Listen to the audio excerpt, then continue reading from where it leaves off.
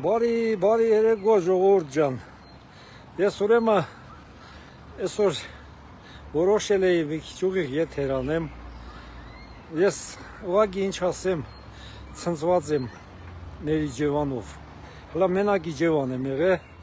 ցնցված եմ, ես մեր Իջևանի լիճնա ես իր մոտ կանգնած, իմ մանկությունը այ հենց դե անցե։ Այն շենքի առաջի հարգնել այ եմ որ այդ շենքում առաջի հարգում մեր տունն ա եղել։ Իմ ամբողջ մանկությունը այս լճում ա եղել։ Դե հիմա էլ ասենց գեղեցիկ սարքած, սիրուն սարքած, այս ժողովուրդ ջան, այս այգին ուղղակի մի հրաշք է էլի։ Երեխեքը լիքը, ժողովուրդը լիքը, ասենց մի հատ գեղեցկություն։ Նույնիսկ Հայաստանում այս մաշնեքը մարդիկ որ քշում են, չէ, մաքուր։ Մի հատ անլվա մեքենա չկա։ Այն հին եթե նույնիսկ Ժիգուլի ա, լրիվ մաքուր, ակուրատնի։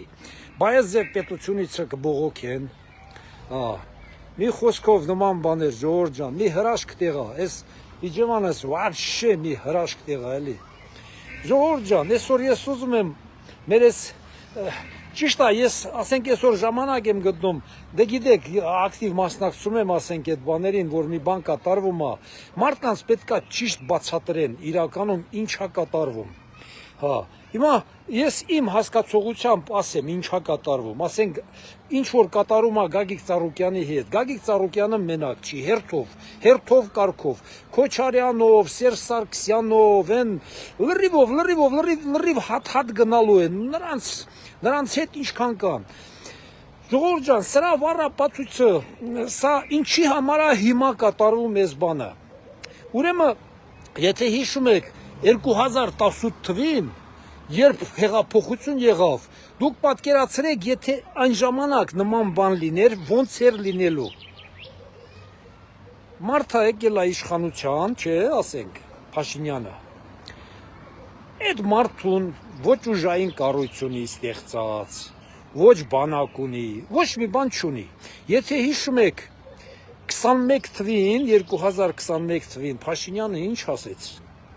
Ժողովուրդ ջան, ամբողջ պետական ապարատը դիմադրում է, բայց ասեց ես այդ պետական ապարատը ջարդելու եմ, ես կոտրելու եմ։ Դա նենց պատահական խոսքեր էր, ասենք ինչ որ մարդկանց համար, դիմադրողների համար։ Ուրեմն 2021 թվից ընտրություններից հետո այդ ապարատը իրականում այս իշխանությունը կարողացավ կառույցի նորը, փաստացի կառույցի նորը, միայն ես մի անգամ եմ ասել, միայն դատական իշխանությունն է մնում, որ չի վերակառուցվել, բայց նայել կարելի է ասած ամիսների հարց է։ Հիմա ինչ կատարվեց, եթե այն ժամանակ լիներ այս վենդետան, ինչ էր լինելու, հեղափոխականները չէ պետք է անեին սա, հազարներով գնային մտնեին այդ երգիրը թալանչիների տները, այս մի բան, դա պետություն չէր ստեղծվելու, իրականում հիմա մենք ունենք պետություն, ժողովուրդ ջան, աբսոլյուտնի պետություն ունենք, հələ նայեք, ես ուղղակի ես առաջի օրնա որ եկել եմ ստե, ես արդեն Լարսում, Վրաստանում, Հայաստանի սահմանին տեսա, ինչքան մարդիկ իրականում ամբողջ աշխարհը թողած, մարդիկ ընտրում են Հայաստանը, նույնիսկ Վրաստան չեն գնում արդեն, լրիվ են Վրաստանով անցնող ինչ ազգեր կան, սա Հայաստան են գալի, որովհետև երևի նրանք էլ են զգում։ Հիմա եթե լիներ այն ժամանակ վենդետա, մեր երկիրը ինչպես էր երևալու ամբողջ աշխարհի առաջին, չեղավ, հիմա պետություն կա, պետությունը ինքը օրենքի սահմաններում անում է այդ վենդետան։ Ինչ է նշանակում պետական ապարատը ամբողջովին, որ 21 թվին ասեց Փաշինյանը, որ իրան դիմադրում է։ Այդ դիմադրողները Գագիկ Ծառուկյանն է, Քոչարյանն է, Սերժ Սարգսյանն է, իրանց տեղադրած մարդիկ, լրիվ դիմադրել են։ Դրա համար մենք շտապում ենք, ասում ենք, բան չի բանտարկում, մեզ խափեց, ասեց բոլորին բանտարկելու եմ, սենց եմ անելու, ոչ մի բան չարավ։ Մենք տենց ենք չեմ անում, բայց հիմա ամեն ինչ անում է օրենքի ուժով, ժողովուրդը, հեղափոխական ժողովուրդը ոչ մի բանի չի մասնակցում, ոչ մի բանի, օրենքի ուժով, այսենց, որ ասում է, կուբամետրերով բոլորի վրա ամեն ինչ գրած պատրաստ փաստաթղթերա, լրիվ պատրաստ ամեն ինչը կա, պատրաստած, հիմի այդ փաստաթղթերը լրիվ տվել են օրենքի ուժին, դե դավայ, պերիոդ, սկսեք վենդետան։ Խոսքի օրինակ ասենք Փաշինյանի իշխանությունը, կառավարությունը որոշում էր կայացրել, որ այդ դատախազության բան որոշումները նրանք անօրինական բաները լրիվ պետությանը վերադարձնեն, 25%-ը թույլ էր տալի, որ բան անեն, իրենց համար պահեն։ Բայց ով հասկացավ երևի, հետ տվավ, ով չհասկացավ, նրանք դեռ դիմադրում են։ Նրանք ինչ արին, նրանք էլ այս 8 տարիների մեջ իրանց համար, նրանք էլ պայքարեցին, ստեղծեցին իրանց համար ընտրող,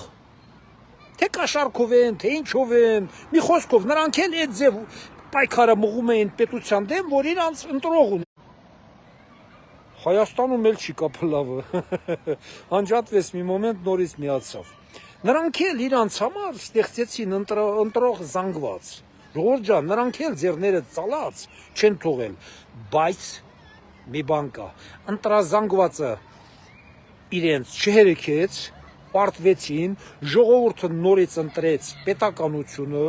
իշխանությունը, որ ունենան պետականություն, իրական, պետական կառույցներ։ Հիմա պետական կառույցները իրանց իրավունքները օգտագործում են, ոնց ուզում են անում են։ Հիմա ես դες ասեմ 100% վստահ եմ, մեկի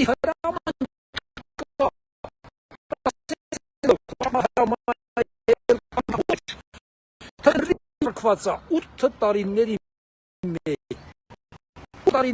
մեջ այդ թղթերը գործել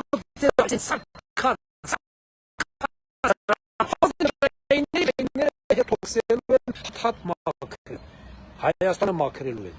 Ամենակարևոր բանը ստե գիտեք ինչն է ժողովուրդ ջան։ Ամենակարևոր բանը շատ է մասին, որ Հայաստանում միլիարդատերերը հանրահավաքներ են անում։ Ժողովուրդ ջան, հենց բանն էլ հենց դրա մեջ է, աշխարհում չլսված բան է։ Հասկանում եք, որ միլիարդատերերը նման ձևով, ասենք ուզում են իշխանություն վերցնեն։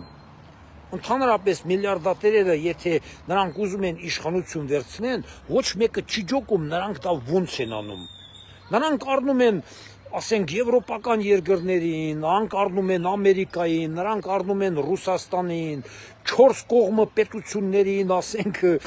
նույնիսկ Ադրբեջանին, Թուրքիային, Վրաստանին, բոլորին առնում են այդ միլիարդատերերը, բոլորին առնում են, ուղղակի առնում են, որ նրանք գան իշխանության, թե չէ Հայաստանում մենակ աղքատ ժողովրդին մի 50, 100 հազար, 150, 200 հազար դրամով խափելը, դա արդեն ճիշտ չի, նրանք ճիշտ ճանապարհ չբռնեցին, հլա այդքանն էլ, որ 500 հազար մարդ էլ դրանց ընտրեց, դա ես կասկածում եմ մի քիչ անհավատալի բան է, որ այդքան մարդ Հայաստանում դրանց կողմը կանգնացլի, հասկանում եք, ես զարմանում եմ, որ ասենք Քոչարյանին 140 հազարի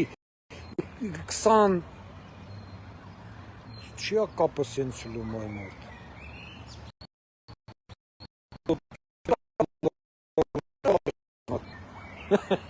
Մի քիչ տեղս փոխեմ։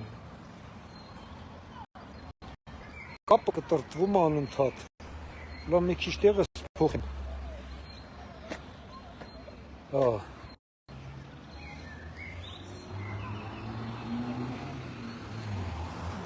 Կապը կտրտվում է իմ մոտ, ես նկատում եմ ժողովուրդ ջան, ձեր մոտ լավ է, չէ։ Նույնիսկ եթե ինչքան Ղարաբաղցի կա, նրանց ընտրածել են մի ինչ որ զանգված էլ Հայաստանից, էլի այդքան հնարավոր չէր որ նրանք ձայն հավաքեին։ Մի բան ըստ նրանք սերավնո արել են իրանց պետական ապարատում աշխատողների միջոցով մի բան արել են, հնարավոր չի։ Ես նույնիսկ կասկածում եմ 330,000 մարդ, որ ասենք ձայն տված լինի, ասենք նույնիսկ Սամվել Կարապետյանին։ Սամվել Կարապետյանը Հայաստանում մի հենց քաղաքական դեմք չի եղել, բան չի արել, համենակ ասենք նրա փող ունենալով հոչի որ ասենք ժողովուրդն ասեն Սամվել Կարապետյանը լավ մարդ է, հարուստ մարդ է, ընտրենք նրան։ Մարդիկ ընտրությունը կատարում են քաղաքական առումներով, որ քաղաքական դաշտում նա ինչ որ բան, թեկուզ ասենք, ասում ենք նա Ռուսաստանում է, չէ փող աշխատել, բայց նա ռուսական քաղաքական դաշտում էլ չի եղել, որ ասենք ինչ որ քաղաքական process-ներից հասկանում է բան, չէ, նա հնարավոր չէր։ Սերավնո ես էլի մտածում եմ, որ նրանք պետական ապարատի նույն այսօրվա իշխանության պետական ապարատի միջոցով նրանք ձայներ շատ են գողացել։ Ես տենց եմ